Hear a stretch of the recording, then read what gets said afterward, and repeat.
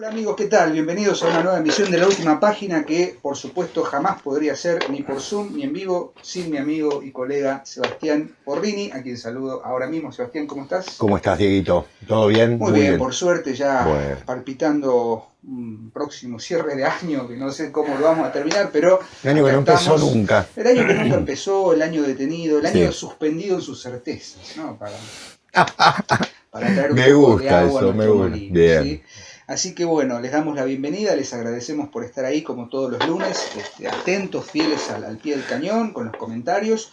Recuerden, por favor, si tienen ganas y un poco de voluntad, pueden aportar al Patreon. ¿Sí? Acá en la caja de descripción tienen la cuenta para que puedan entrar y ver cuáles son los beneficios que tienen si se suscriben al Patreon.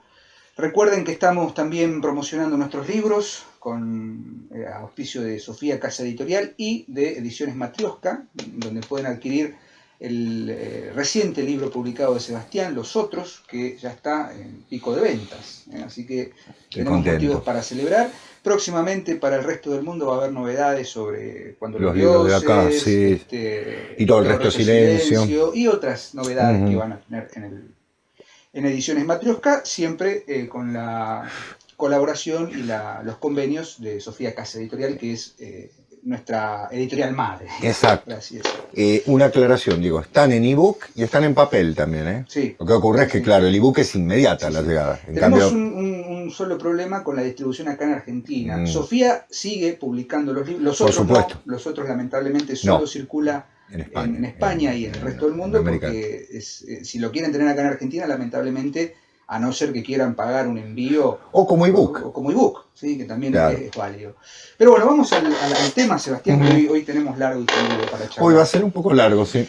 A ver, en el decurso de los demasiados programas, como diría Borges, de La Última Página, hemos abordado, de los muchos misterios. Eric Lonroth, bien. Hemos transitado por varios temas, por varias, aproximaciones a algunos temas. Vieron que hacemos programas a veces dedicados a un escritor. Hoy vamos a hablar, o vamos a comentar, dos obras y dos autores que tienen un eje común, que a simple vista podría parecer, bueno, hoy Porrini y Ortega van a hablar del alcoholismo en la literatura, ¿no? Y bueno, acá hacemos honores. Salud, Porrini. El alcoholismo en literatura. Efectivamente, vamos a hablar del alcoholismo en la literatura, pero va a ser la excusa para hablar de dos obras, de dos autores y de dos formas de emplear un tópico de la literatura, que en realidad no es un tópico, es un tema que atraviesa, qué sé yo. Totalmente. Podríamos haber hecho podría ser un vivo de Instagram, ¿no?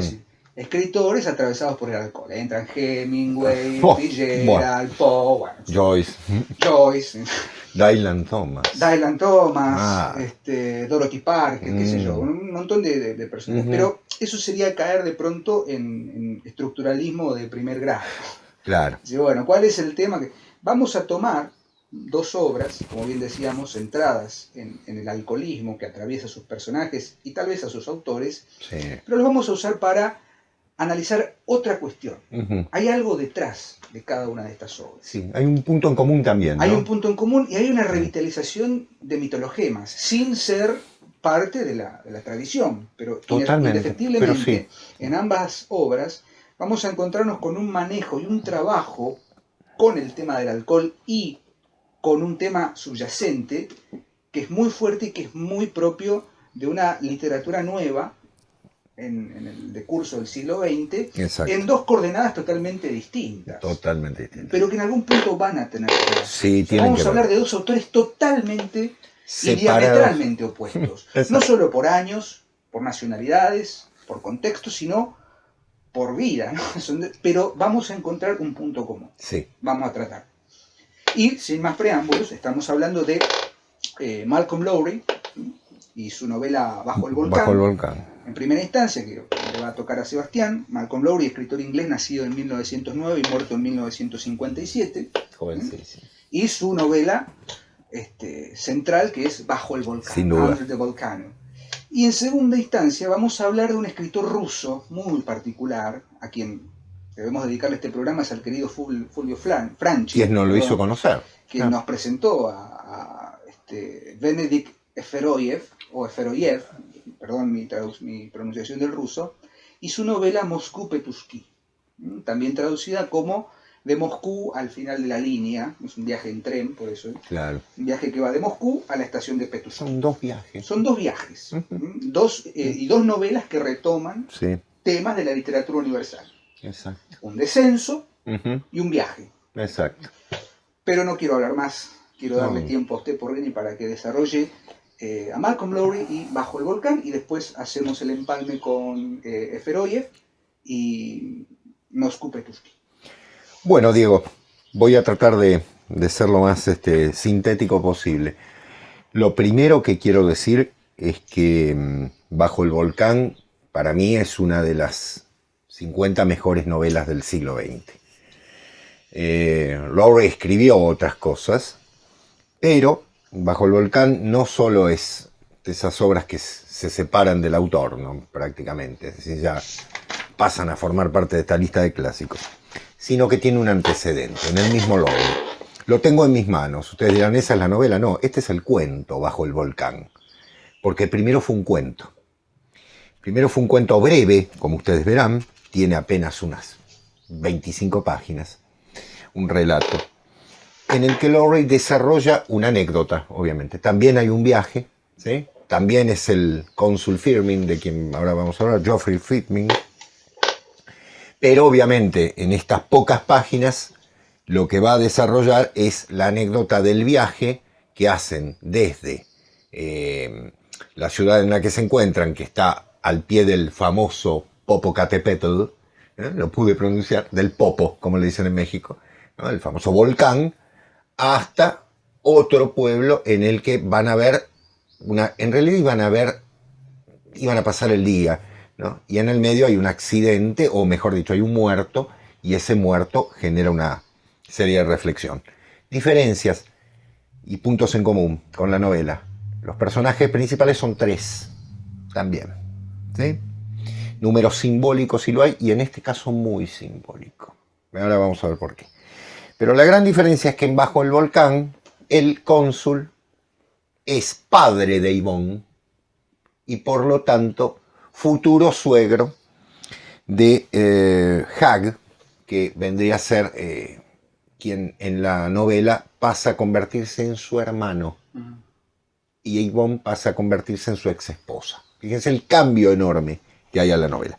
Dejo el cuento porque el cuento es, la verdad que es un texto menor. Yo lo conseguí hace muchos años en Editorial Galerna, ¿sí? Si lo ven por allí, como para una curiosidad, digamos, porque la novela es otra historia, ¿no es cierto? Estamos hablando de una novela de 300 y pico de páginas en la que Lowry hace una genialidad. ¿Por qué? Bueno, vamos a ver. Primero me voy a centrar en la historia. La novela está dividida en 12 capítulos, número también muy simbólico, 12 capítulos, en el cual el 1 hace la función de un prólogo, digamos así, porque está transcurriendo un año después de lo que se va a recordar en los 11 anteriores. ¿Quiénes recuerdan? Bueno, está uno de los cónsules, el cónsul de Francia, que es, espérenme que el nombre es un nombre en francés, lo tengo anotado por allí, Lorraine, con otra persona, con otro mexicano con el que están charlando, un médico, que recuerdan a Geoffrey Firmin, el cónsul Firmin, que es el gran protagonista de la obra. Y los 11 capítulos posteriores transcurren en un día. Bueno, ¿qué día? Ahí viene el tema. El Día de Muertos. Es decir, ustedes saben que en México es muy importante el Día de Muertos. Día de todos los muertos. Exactamente, exacto. Allá es Día de Muertos, ¿no? Acá son, exacto, el Día de Todos los Muertos, o la conmemoración de los fieles difuntos, como se decía en una época. Es decir, ese día vemos el desarrollo de toda la novela desde que el cónsul se levanta, ya muy adobado, como diría el querido Ángel, ¿sí? Muy adobado, con la presencia de Yvonne, que es su ex esposa, que de alguna manera hay una relación que sigue existiendo, Tal vez porque ella ve en él no a una mala persona, sino un enfermo. Es un alcohólico. Es un alcohólico. Está todo el día, ¿cierto?, entregado al alcohol. No tiene otro horizonte en su vida. En un momento terrible, porque es el año 1938, momento en el que en México el presidente Cárdenas nacionaliza el petróleo y expulsa al gobierno británico. Y Firmin es cónsul británico. O sea, acaba de cerrar el consulado y por ende queda allí boyando. E Ivonne ha vuelto, es una exactriz, es interesante el dato, ¿sí? Hay todo un capítulo dedicado a la vida de Ivonne en el mundo de Hollywood, por decirlo de una manera. Cómo se ve ese mundo. Y en la novela hay una cantidad de símbolos impresionantes. Bien decía Diego, estamos ante un descenso, por eso bajo el volcán, ¿no? No olvidemos que hay algo clave que lo dijo Malcolm Lowry. La idea de Malcolm Lowry era escribir 3 novelas. Una era Bajo el volcán, las otras 2 no llegó a escribirlas, pero sí lo manifestó. ¿Basándose en qué? Bueno, sí, en el gran texto que yo siempre nombro, la Divina Comedia. Esto era el infierno, el descenso a los infiernos. Iba a haber una novela sobre el purgatorio que iba a transcurrir, parece que en un manicomio, ¿sí? Y una novela sobre el paraíso, que a mí me hubiese encantado ver eso, ¿no? Porque hubiese sido una genial. Siempre es más fácil escribir un infierno, ¿no? Sobre todo después. Y más divertido. Claro, exactamente. Bien, ¿qué particularidades hay y por qué decimos que es un descenso a los infiernos? Es un descenso a los infiernos basándose desde la mano del alcoholismo. El cónsul se autodestruye en el alcoholismo. Termina por caer en ese infierno fundamental. ¿Por qué? Bueno, Malcolm Lowry era un alcohólico perfectamente reconocible, que tenía la idea de que el mezcal, bebida que tuve la suerte de beber en México, realmente al pueblo mexicano, gracias por haberme dado, yo no la puedo tomar, realmente es una cosa fuertísima, una bebida blanca muy fuerte. Tomé pulque, mezcal y tequila. A nuestros oyentes de Argentina, tequila y mezcal son cosas distintas, por favor, ¿sí? Si no van a enojar al pueblo mexicano, y son realmente diferentes. Como el sake en Japón. Exactamente. El sake significa alcohol. Alcohol, claro, exactamente. El vino de arroz es una cosa que comúnmente se le llama sake, no recuerdo el nombre original, pero bueno, perdón. Claro. Que vos sabés, Diego, que el mezcal es obviamente una bebida, es un destilado, vamos a decirlo así, del maguey, ¿no es cierto?, de esa planta que parece de hojas muy gruesas, ¿no es cierto?, una suculenta, diríamos, ¿no?, para entenderlo, que se forma allí un alcohol, eso se destila y hace una bebida fuertísima, muy fuerte. Y que por otra parte ustedes estarán pensando, los muy atentos, que obviamente hay una droga, sí, la mescalina, claro. Bueno, el gran Malcolm Lowry creía que bebiendo mezcal le iba a producir los mismos efectos que la mescalina.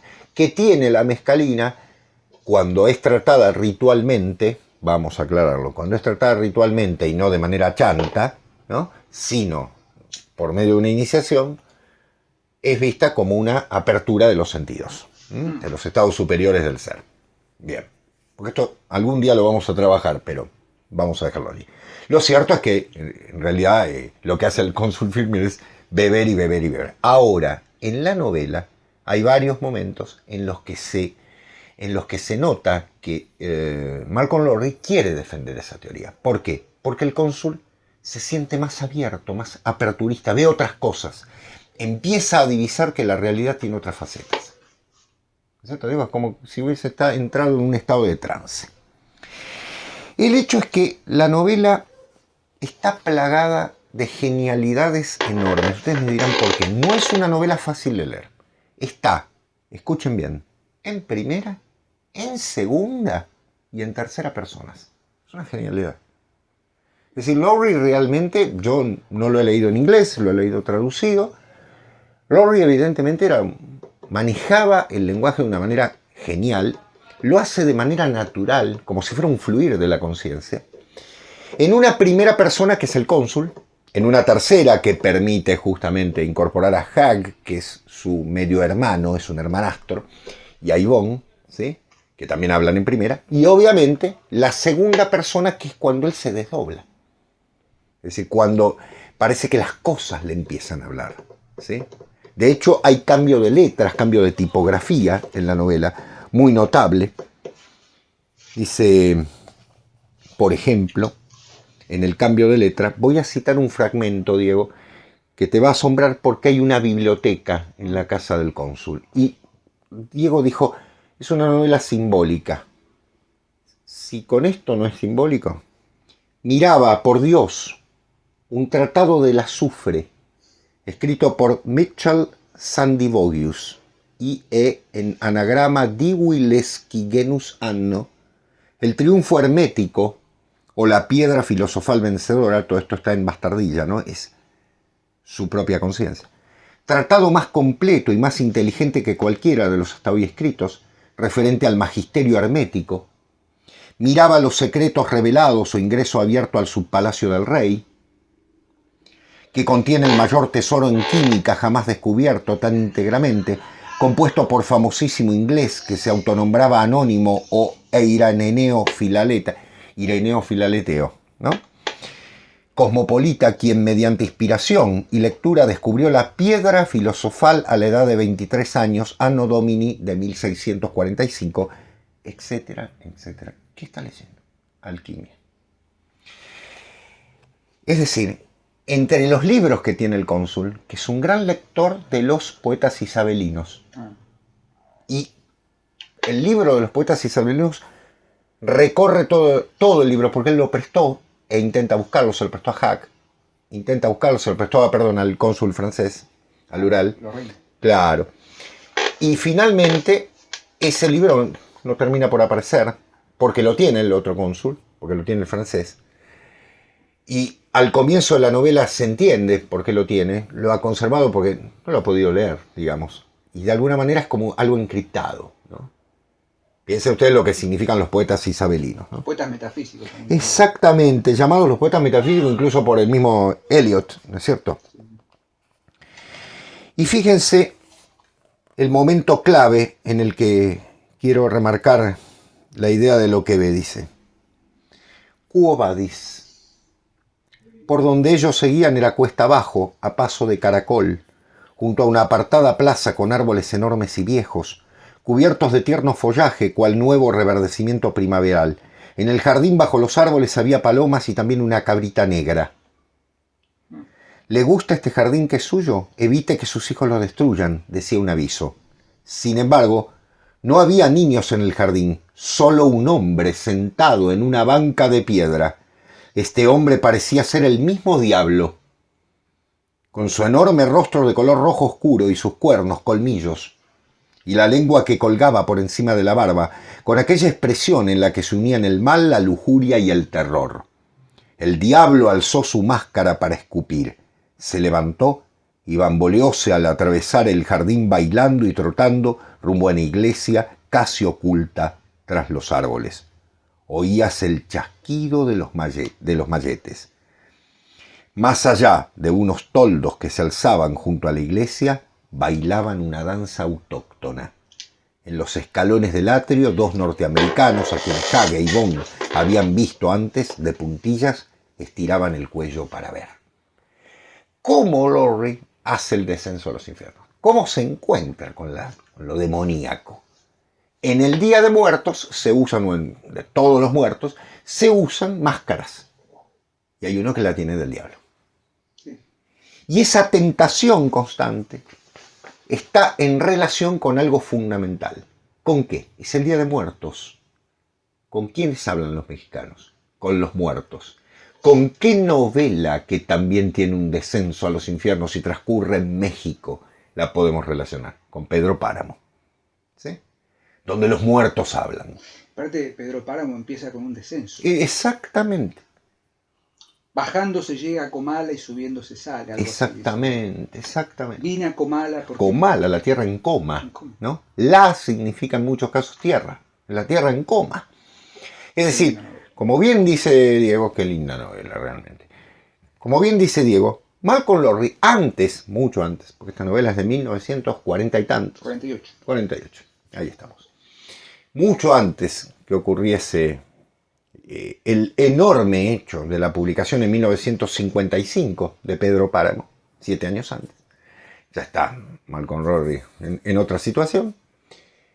Él ubica en México una novela de muertos. Porque ¿de quién estamos hablando? De Filmin. Bueno, ya está condenado. Ya está condenado. Y todos los esfuerzos que el héroe hace para intentar salir de eso son inútiles. Son absolutamente inútiles. ¿Por qué? Porque es el mezcal, porque es su adicción, lo que lo lleva a la autodestrucción. ¿Quién es Ivonne? Me atrevo a decir que es una Beatriz, que lo quiere venir a salvar, pero es tarde.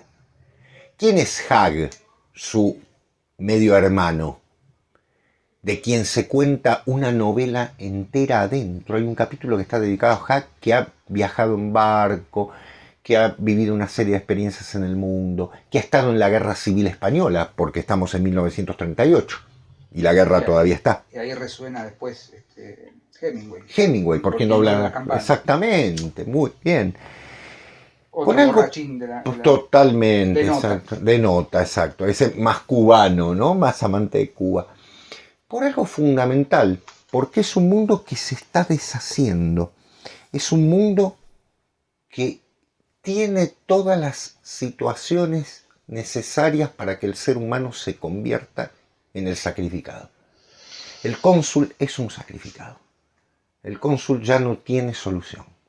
Y la novela ronda el alcohol. Si yo quisiera tomar una copa por cada vez que lo nombra, caigo a la página 10, con toda una serie de episodios muy serios y cómicos.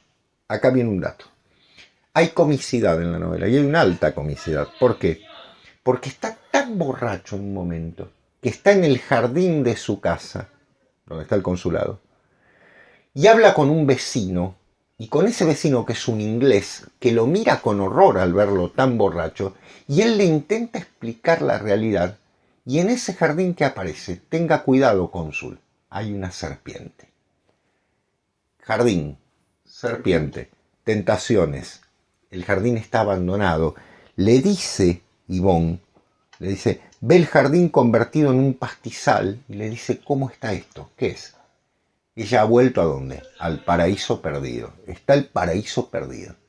Tal cual la Divina Comedia. El estilo tiene forma etílica, si se me permite decirlo. O sea, lo ha logrado. Malcolm Lowry quería escribir como en un estado de trance etílico. Y realmente hay capítulos, yo debería leer muchísimos. Perdónenme, no puedo por una circunstancia de tiempo, ¿no? Pero el descenso a los infiernos está marcado por una serie de datos enmascarados, son las máscaras las que él ve. De hecho, en la película que filmó John Huston en 1987, que se llama Bajo el Volcán, Sueño, exactamente, bueno. Anno Dominis. Anno Dominis, exactamente, yo ya estaba en otro... Usted ya estaba escolarizado. Yo ya, me estaba yendo. Yo estaba viendo el mundo. La novela la película, insisto con la novela, la película es muy buena, por otra parte, empieza con todo un episodio de máscaras, como debe ser.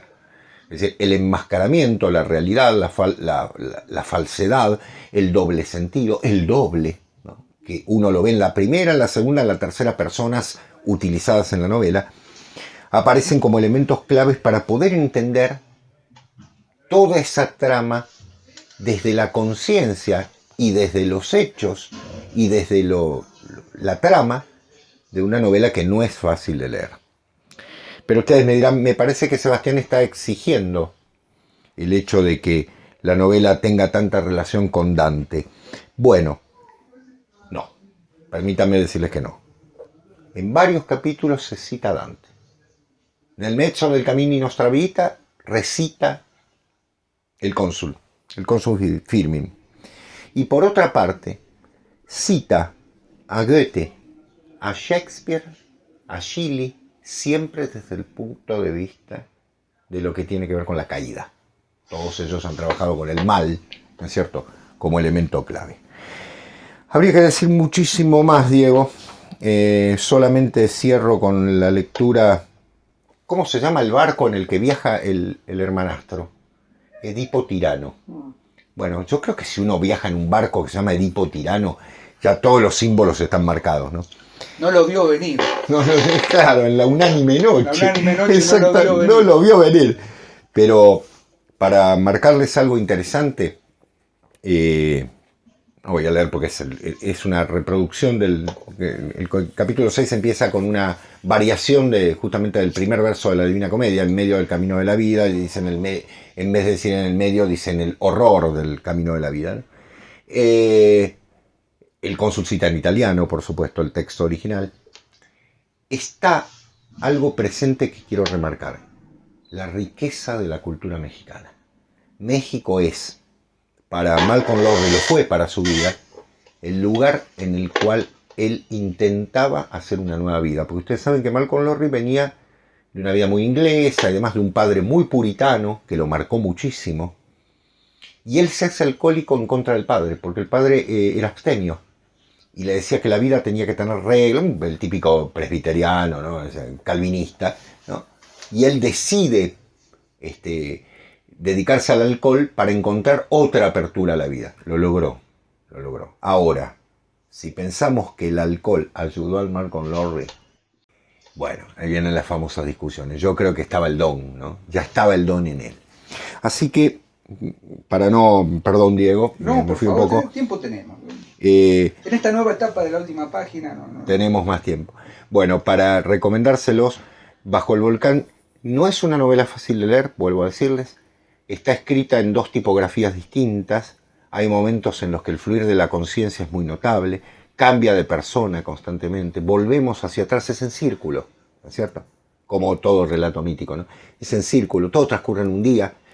Alguien me dirá, bueno, el gran antecedente, el Ulises de Joyce, ¿no es cierto? Otro alcohólico si lo hay, pero... De hecho, recordarás que en el Ulises el descenso ya están totalmente bajo adobados. Adobados, Claro. No precisamente de adobo. De adobo, sino de otra cosa. Exactamente. Pero, ¿no sabes, Diego, que acá debo hacer una diferencia? Frente al monólogo final del Ulises de Joyce, que es ese monólogo imponente de Molly, ¿no es cierto?, en el que sí y tales cosas, aquí hay una autodestrucción. Claro, estamos en el fin del infierno. Y cabe aclarar que el cónsul queda solo ante ese estado. Hay una muerte que es simbólica. Hay un aborigen, o mejor dicho, un aborigen, que ha sido muerto en la calle, en la ruta. Ellos van en un micro que se llaman camiones, ustedes saben, con un calor insoportable, ¿no? Y el cónsul se baja y ya está, bueno, después de varias botellas y sigue. Pero, contrario a lo que se pueda pensar, él cuando toma el mezcal se abre. Eso es lo que me llama la atención, es decir, tiene como una visión. Y es muy interesante. Yo creo que es una de las grandes novelas del siglo XX, lo vuelvo a decir. Escrita de manera magistral, con una prosa increíble. Ya les digo, traducida, es genial, me imagino lo que debe ser al inglés, en el inglés original. Y con juegos de distintas, hoy diríamos de intertextualidades, ¿no? ¿Por qué? Porque hay fragmentos de diarios, telegramas, cartas. El cónsul va a buscar las cartas de Ivonne, que le ha mandado. Él está profundamente enamorado de ella. Pero así como Dante logra ver a Beatriz, ¿qué pasa aquí? Que el cónsul tiene a Ivonne, ¿no es cierto?, en carne y hueso delante, pero no puede acceder a ella. Es decir, es imposible, ya está entregado, está vencido, ¿no? Es una novela de derrota. Diego, perdón. Innumerables cosas se me ocurren para decir, no quiero obviamente opacar la exposición que acabas de hacer. No, por favor, no es opacar. Uno piensa en el Día de Todos los Muertos. Hace un par de años, creo que en el 2018, Pixar, o no me acuerdo, estas compañías, sacó una película bastante regular, llamada Coco. Vos sabés que en la publicidad original... Coco. Coco, sí, la vi. Bueno, sí. El perro Dante. El perro Dante, bueno, el perro que se transforma después en un tótem, ¿no? Bueno. Sí. La película es simpática. Es para chicos. Pero vos sabés que le prohibieron en México porque se iba a llamar El Día de Todos los Muertos. Claro. Originalmente, porque quienes vieron Coco saben que es una película animada, qué sé yo qué. pero en México hay una tradición muy fuerte con el Día de Todos los Muertos. Entonces, que un emporio yankee llame su película era intolerable. Entonces pusieron Coco. Que no es el nombre del chico. Que no es el nombre del chico. Después, bueno, no quiero spoilear la película. Véanla si quieren, es muy, muy interesante, muy simpática. Pero fíjate la fuerza que tiene ese día y la relación inmediata que se me ocurre hacer es con el carnaval. Totalmente. ¿No? El carnaval, claro, las máscaras. Como subversión de todo el orden establecido. Los muertos vienen, el Día de los Muertos. Y obviamente la relación con una novela que ya hemos comentado acá en la última página, que es Y retiemble en sus centros la tierra, de Gonzalo Celorio. Sí, que es exactamente el mismo esquema. Claro. Es un vía crucis, ¿no? De un mexicano. De un mexicano claro.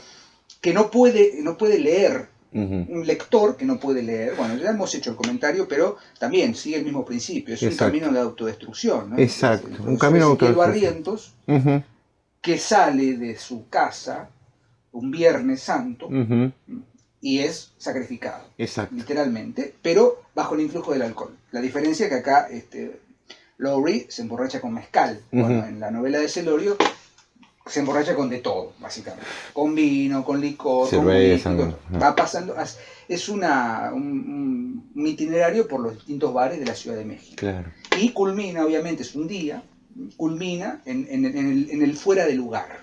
Sí. Porque él piensa que está saliendo un sábado cuando en realidad está saliendo un viernes. Claro. Y todo está corrido. Día de sacrificio. Día de sacrificio. Exacto. Como para tener un referente que ya lo hemos comentado. Diego, una cosita más que me había olvidado, quiero citarlo porque es importante. Ellos van a una corrida de toros. Sí, bueno. Pero la corrida de toros no se puede realizar.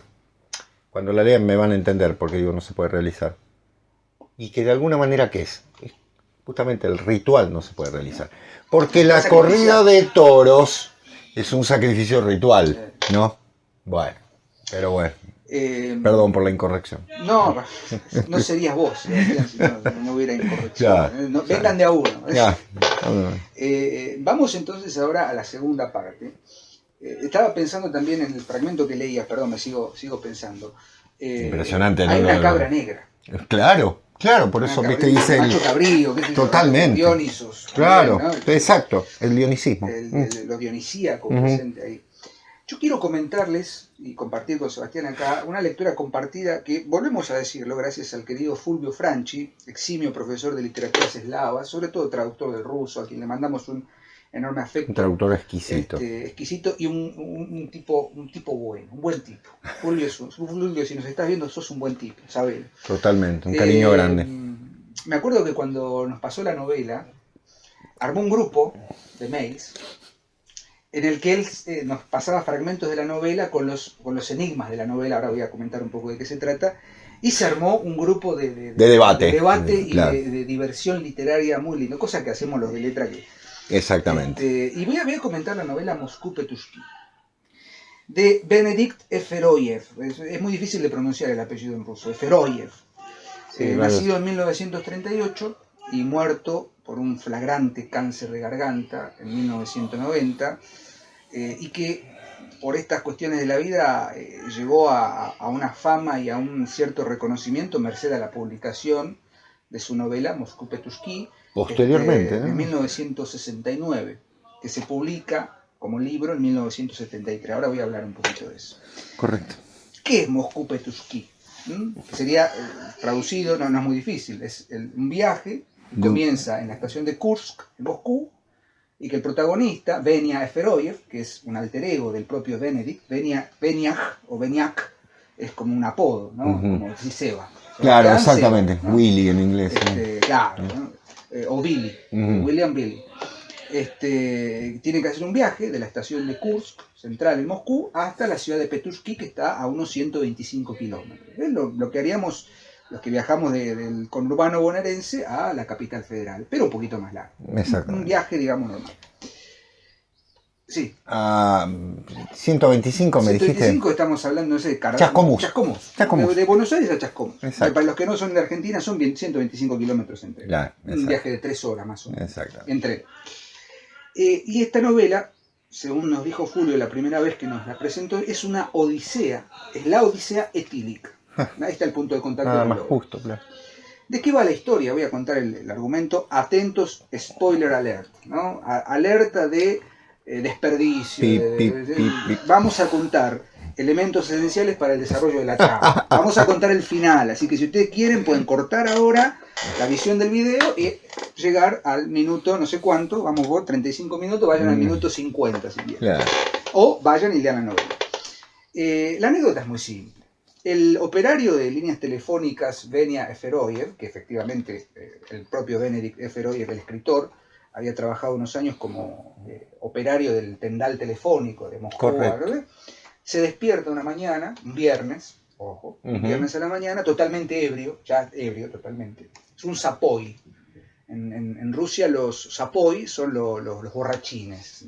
Perfecto. ¿no? Y que viajan en el furgón, acá en Buenos Aires, perdón por las referencias muy autóctonas, el furgón, el último vagón del tren, es donde viajan generalmente los obreros y donde se permiten ciertas licencias, no necesariamente alcohólicas, sino bien porrinescas.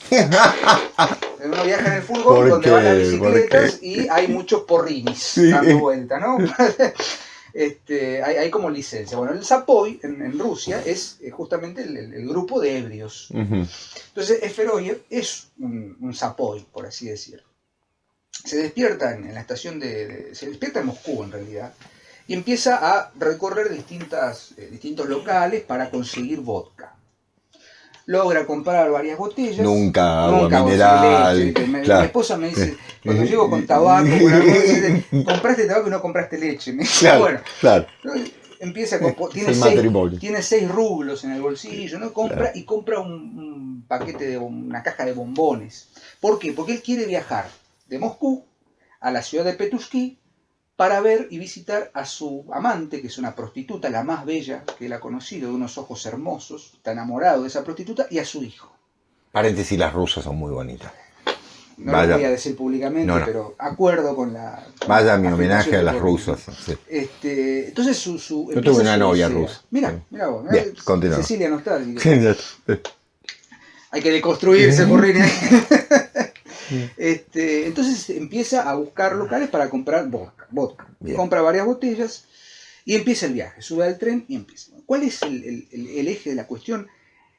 Durante el viaje en tren de Moscú a Petusquí, Eferoyev entra en un estado, como el cónsul Firmin, de absoluta embriaguez. Está totalmente angélico, borracho, digamos. está totalmente ebrio. Correcto.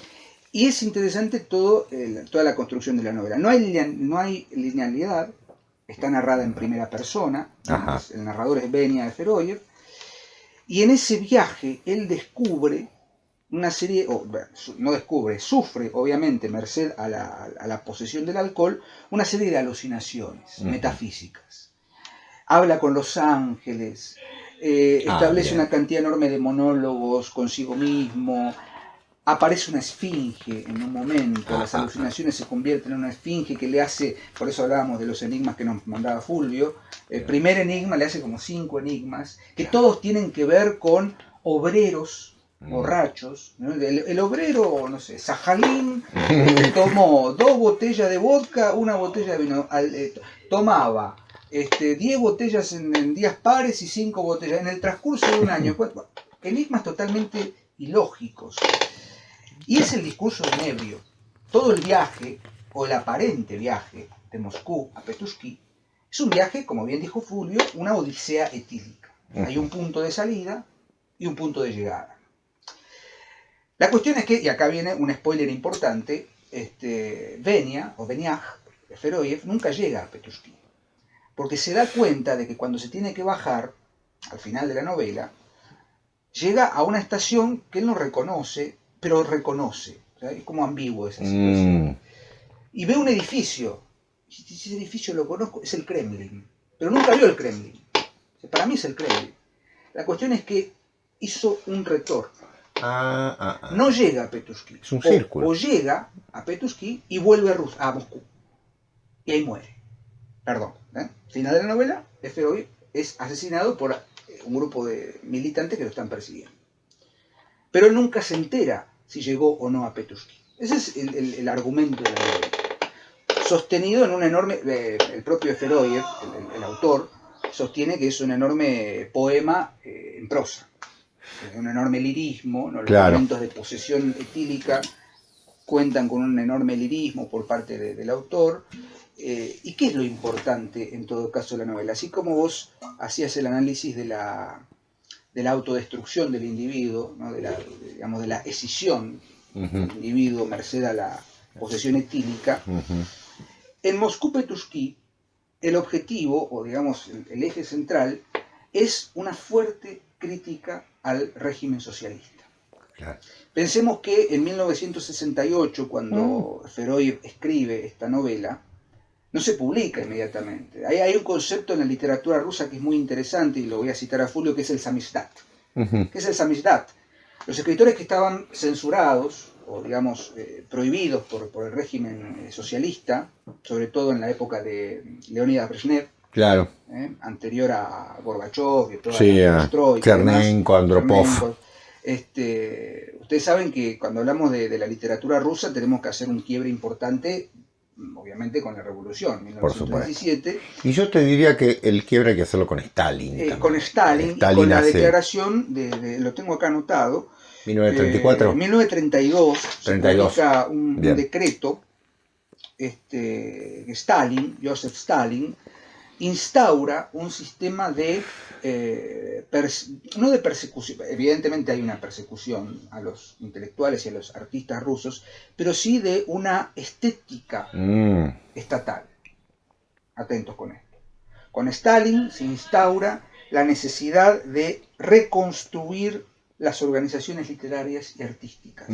¿Por qué? Porque ahí se funda y se instaura el realismo socialista. Totalmente. ¿Qué fue el realismo socialista? Fue, como bien decía anteriormente, la estética de Estado. Claro. Había que escribir una nueva literatura que enalzara y enalteciera el ser del nuevo hombre soviético. Claro.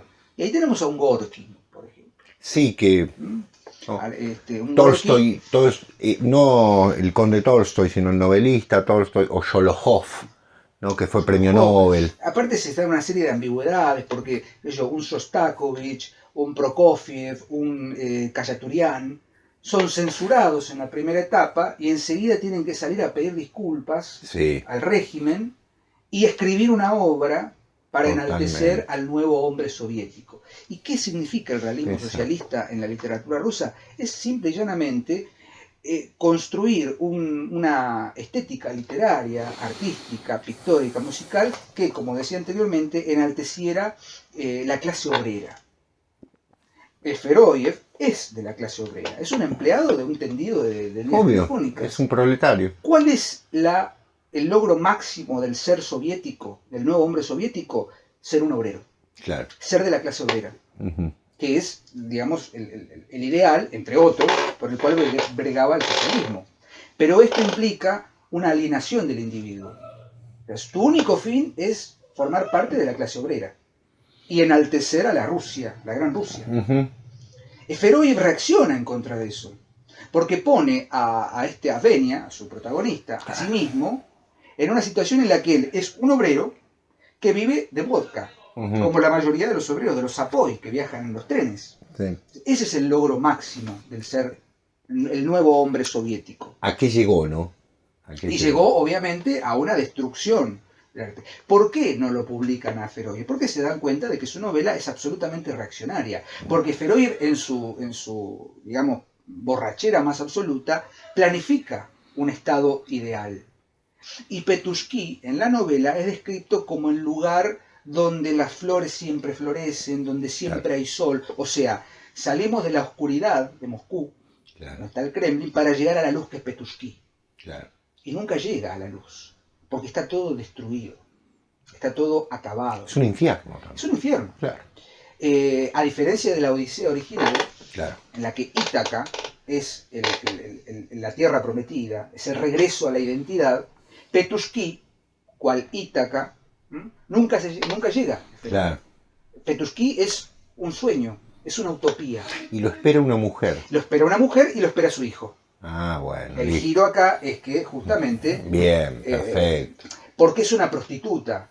Bueno, acá está el giro, ¿no? Es decir, Penélope no es una prostituta, pero es pretendida. Eso te iba a decir, Diego, perdón, ¿no? Que me meta, pero un espejo.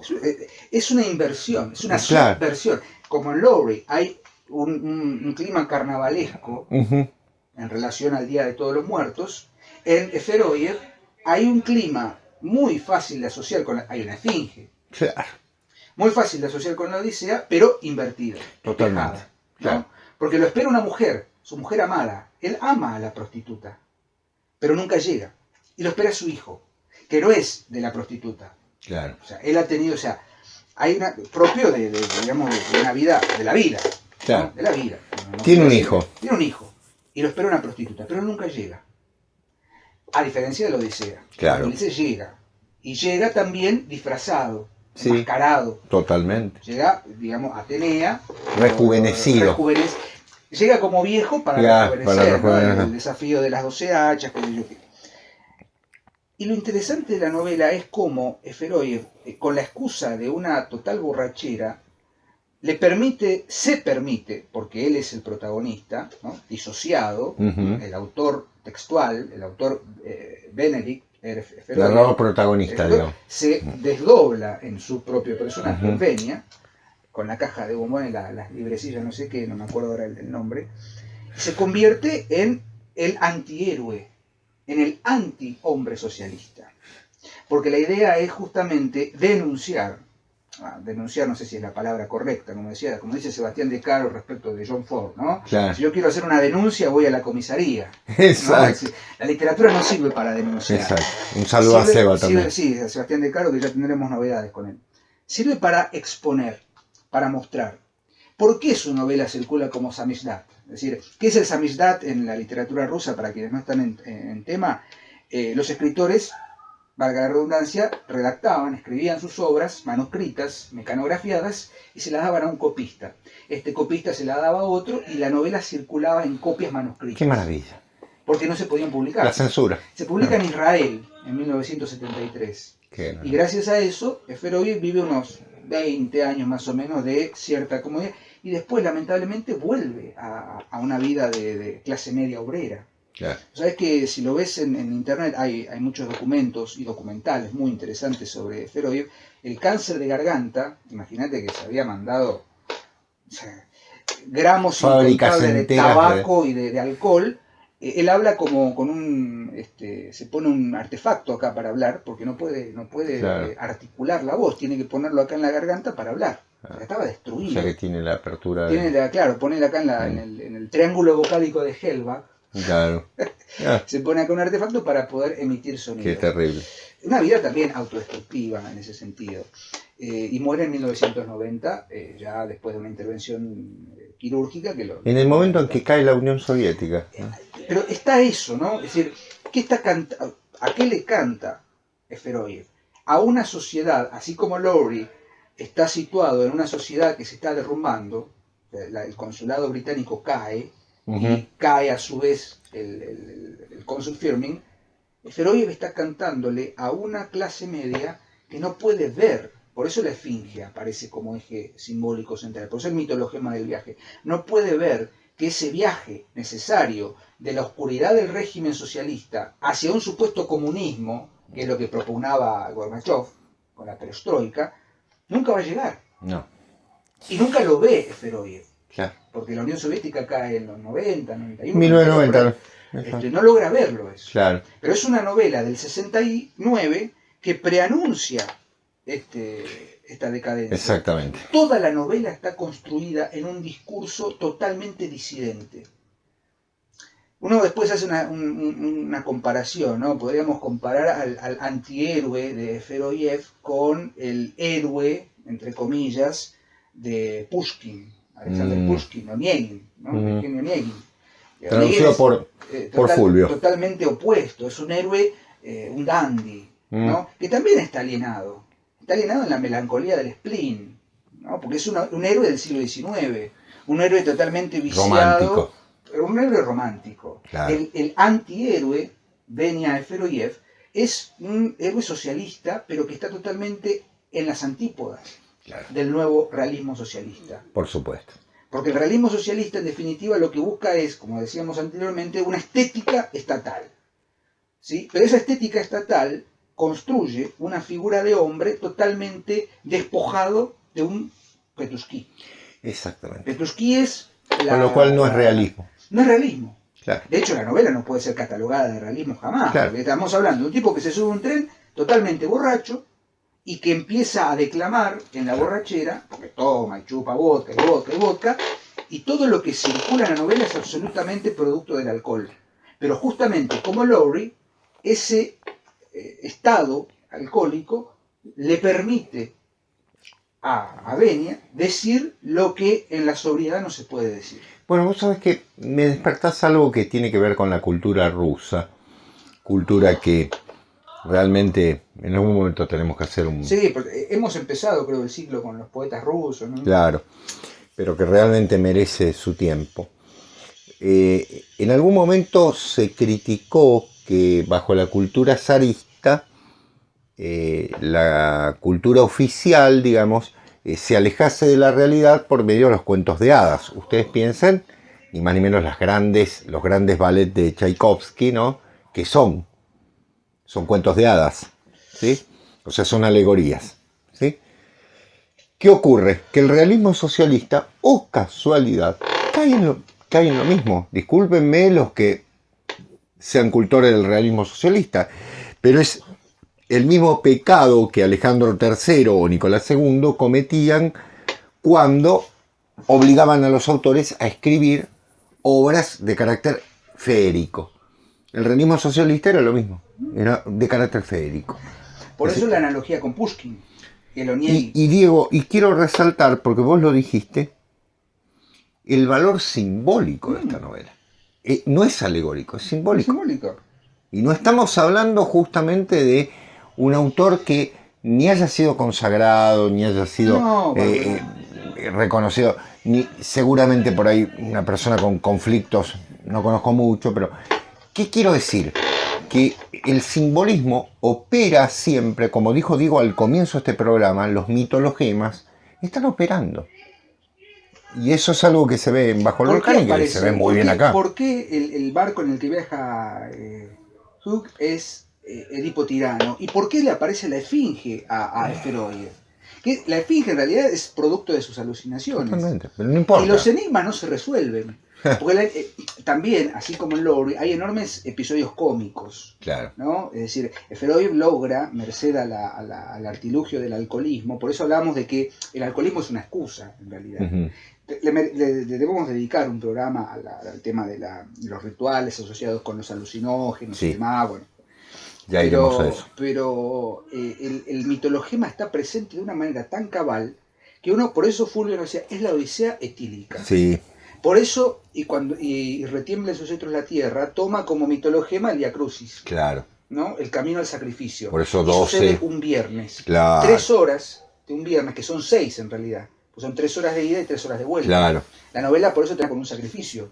El narrador muere. Así como queda solo Firmin. Claro. Un hecho fáctico que relata Juan Forn en un artículo del diario Página 12, en homenaje a Eferoyev. Vos sabés que en la estación de Kursk, en la plaza, que hay ahí al costado, hay 2 estatuas. Una estatua representa a Venia Eferoyev abrazado al cartel de la estación de Kursk. Yeah. Y una estatua más alejada a una mujer muy bella, que es la prostituta, abrazada al cartel de la estación de Petusquí. Cuenta la leyenda, dice Forn, en ese artículo muy lindo, el final del artículo dice que aquel transeúnte que puede caminar de la estatua de Venia a la estatua de la mujer sin marearse por la cantidad de gente que camina por ahí, puede seguir bebiendo libremente. Ya. ¿No? Una iniciación. En definitiva, es una iniciación. Exacto. El alcohol es una instancia de iniciación. El alcohol abre. Sí. En ese sentido. Sí. Porque el alcohol es la anulación de la certeza racional. Bueno, quienes bebemos alcohol, y vamos a decirlo sin ambajes, quienes alguna vez hemos bebido alcohol de más, y lo decimos sin ningún tipo de puritos. Usted, Porrini, no vamos a narrar cuestiones. Salud. quienes hemos transitado por el estado de embriaguez en algún momento de nuestra vida, sabemos que el alcohol puede enlentecer la lengua, por así decirlo. Sí, las cerdas se vuelven líquidas. No por nada se suele decir en el dicho popular, por lo menos aquí en Argentina, que los niños, los borrachos no mienten. Totalmente, y los locos. Y los locos, ¿sí? No mienten.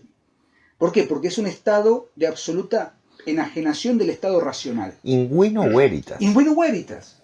Inguino veritas. Totalmente. Correctamente. Ahora, yo digo, ya que tenemos unos minutos más, estamos muy... Tenemos celular nuevo, así que bueno, no sé qué va a perfecto, bueno.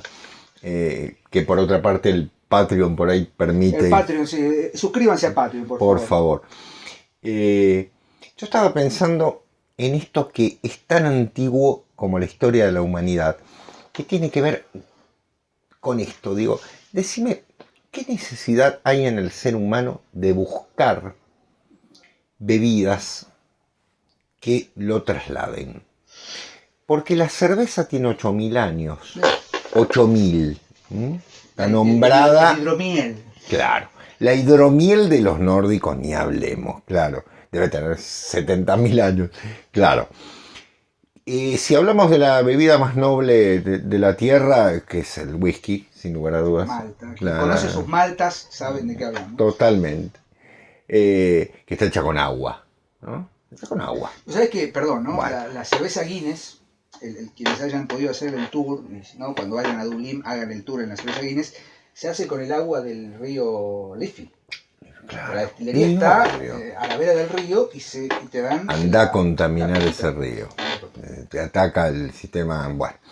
Y la otra gran bebida, que es el vino, ¿no? Que nos lo dio Dionisos. Siempre tienen que ver, fíjense ustedes, en la historia de la humanidad, uno lo ve, por ejemplo, en Horacio, estoy citando distintos autores, ¿no? Lo ve en grandes autores griegos, estoy pensando en el poeta, oh Dios, qué bien que estoy, en el gran poeta griego, bueno, ya me voy a acordar. Hay un valor en ese sentido, que no es el de alcoholizarse, sino el de la apertura. Es decir, permite un nivel de sutileza que el cónsul Firmin y Venia, vamos a decirle Venia, acceden, es decir, una apertura. Con esto no estamos haciendo, por favor, no estamos haciendo apología de nada. Apología, exactamente. Y quiero aclarar una cosa, lamento que los jóvenes beban mezclas. Porque realmente... No mezclen, chicos, no mezclen. No, es que yo se lo he enseñado toda la vida como docente. Me voy a permitir un paréntesis, digo. Cuando yo trabajo con adolescentes y me dicen, profe, nos reunimos el fin de semana y todo, no, estás equivocado, hijo, discúlpame. El alcohol es, primero que es sagrado, en muchos sentidos. Y en segundo lugar, no se mezcla. No se mezcla. Porque es disfrutar realmente de una cepa, de una determinada malta, de una determinada... Fíjate, Seba, que todo proceso alcohólico es un proceso de destilación, es un proceso alquímico. ¿Alquímico? Vos ves los alambiques. Bueno, nuestro Señor hizo la alquimia más... Claro, a ver, nuestro Señor hizo la alquimia más grande de la historia. El episodio del Evangelio, en las bodas de Caná, perdón, que nos extendamos el tiempo, ¿quién viene a cagarlo a pedo? María. Dice, María. Se acabó el vino. Perdón. María. Se acabó el vino, le dice a Jesús. Claro. Yo se lo he dicho a mi señora toda la vida, lo digo acá. A ver, es María, la madre, la que viene a decirle, no tienen vino. ¿Qué tenemos que ver nosotros con ello, madre? ¿Y qué hace María? María, como buena madre judía, ¿no? Realmente todos amaríamos tener una madre judía. ¿Qué hace? Llama a los criados y dice, traigan el agua, hagan lo que él dice. O sea, María está auspiciando el alcoholismo, perdón, ¿no? Por la Santa Madre. Una lectura muy libre. Totalmente. Y después, ¿qué le dice el que sirve el vino? Que es el escanciador, porque en toda fiesta había un escanciador, un Ganimedes, ¿no? ¿Qué le dice? Has dejado el mejor vino para el final. Claro. ¿Por qué la sangre de Cristo se transmuta en vino? ¿Por qué? Perdón, porque el vino es sangre. Pero digo, ¿por qué no es agua? Yo lo planteé toda la vida. ¿Por qué no es el agua? Lo dice el sargento García. Perdón, vamos, ya estamos en cualquier cosa. Lo dice el sargento García en un capítulo del Zorro. Vean el Zorro. El Zorro es lo mejor que hay en el mundo. El Zorro hay un capítulo, el capítulo del juego de cartas, con el señor es heroico el Zorro. El Zorro es un héroe. Totalmente. El sargento García le traen agua y dice, el agua es para bañarse. Le doy para levantar. También es gallego, ¿no? Es gallego, el sargento Demetrio López García, hombre. Nos permitimos esta licencia porque sabemos que los que nos siguen nos conocen y saben. Pero hablando seriamente, Robert Graves, en la introducción a los mitos griegos, sí, hace una disquisición hermosa. El elixir o la ambrosía que bebían los centauros, según sus investigaciones, está hecha a base de una hierba que solo se ha encontrado en México. Volvemos a México. Vamos a México. Uh-huh. Toda bebida alcohólica nace de un trabajo de alquimia con elementos naturales. Exacto. El whisky, la malta, la cerveza, la cebada, el vino, la uva. El vino, la sangre de Cristo. La sangre de Cristo. Es decir, ahí hay una cuestión relacionada con lo simbólico. Que la naturaleza, el estado natural, el estado sagrado de la naturaleza, regresa en su forma purificada, destilada, en un estado de apertura. Digo, nosotros estamos hablando del alcohol y insistimos, perdón, bueno, no hay apología ni del tabaco ni del alcohol, por favor. Y si les cae mal, bueno. Pero ¿qué quiero decir? Que con Diego en alguna oportunidad lo hemos hablado. Cuando Apolo se va a ver a sus amigos, a los amigos de Diego, del norte, ¿no? Se va a ver a los hiperbóreos. Yo lo he explicado caseramente del siguiente modo. Le hace así a Dioniso, ¿no? Hermano, te toca a vos. Y se va. Y viene Dioniso si viene y vos fíjate que Dioniso viene para las grandes Dionisias. Totalmente. Es el carro. Pero se va Apolo. Se va la se mesura, va a beber la cerveza. Se va a las Sofrosiunes sí. Y viene la Fibris. ¿No? Totalmente. Es decir, viene el reino de esa pérdida de la individualidad que es tan hermosa, ¿no? Que es justamente la idea de la hermandad entre los hombres, tan tomada después por la tradición cristiana y demás. Porque Apolo nos individualiza. Y fíjense ustedes que las bebidas blancas son individuales, ahí viene el tema. En cambio el vino no se toma solo. No, el vino no se bebe solo, realmente. Dionisos es el dios que los reúne. Ahora, volviendo a nuestro tema de hoy, bueno, que creo que estamos en tema, el hecho es que justamente en ambos casos no es el alcohol por el alcohol, sino algo que les sirvió para abrir una apertura. Valga la redundancia, ¿no? Dos sacrificios, ¿no? Dos sacrificios. Y los dos, mira Diego, yo no leí Moscú Petushki, lo conozco por Fulvio y por Diego, pero estoy pensando en la cantidad de puntos en común, ¿no? El mismo sacrificado, el mismo cordero que viaja hacia el sacrificio, y fundamentalmente, para tenerlo en cuenta, la idea de que hay rituales que el ser humano no puede perder, sea en el socialismo, en el capitalismo, en lo que fuere. Lo digo por un suscriptor que escribió un hermosísimo comentario en uno de los programas y que yo le respondí. Los rituales son exactamente.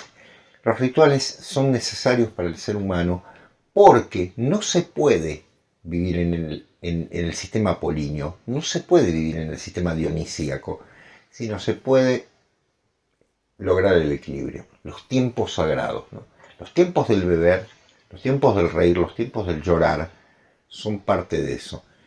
Cuando las sociedades se convierten en sociedades totalitarias, en todo sentido, de uno y de otro lado. Feroyev, en su Moscú Petushki, representa o manifiesta una fuerte crítica al absolutismo del régimen socialista. Claro.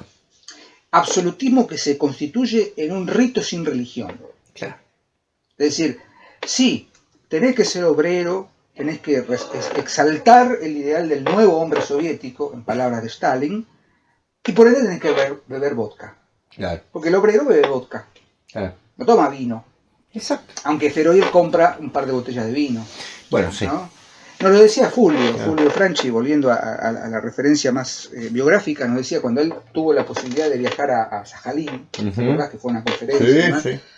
Le sorprendía el hecho de que pararon en una estación de servicio y lo que trajeron fue algunos sanguchitos y licor. ¿Cómo se cura la resaca, según los rusos? Con más alcohol. Con más alcohol. Te emborrachaste y te agarró resaca con whisky, o tomate un vaso de whisky y se te va a pasar. Ahí viene Hugo. ¡Hugo! Un chiste. Digo, volviendo a lo que decía, que me parece genial. No es una cuestión de apología. No. Es una cuestión de entender in vino veritas. Exacto. En el vino está la verdad. Porque hay una apertura. Y si no, Diego, lee el simposio o el banquete del gran Platón, ¿no? Bueno, ya está, listo. Por hoy creo que es suficiente. 1 hora de programa. Dios mío. 1 hora de programa. Qué paciencia. Sepan disculpar, tal vez hemos sido poseídos por Dionisos, pero Gracias. La idea era establecer una relación y no tomar la literatura y el alcoholismo, porque si no hubiésemos caído en los temas que ya hemos hablado, pero entender que hay obras centrales como Bajo el volcán de Malcolm Lowry o Moscú Petushki de Benia Feroyev, que toman ese tópico como excusa para otra cosa. Exactamente. Y bueno, entender que los caminos de la tradición son múltiples, los estados múltiples del ser. Uno de ellos es el estado de suspender la certeza de la racionalidad. Sin duda. Simple y llanamente. Con cuidado. Cuidado. Gracias por estar ahí. Nos vemos la semana que viene en una nueva emisión de La Última Página. Y como siempre decimos, seguimos leyendo. Exacto. Chao. Adiós, gracias.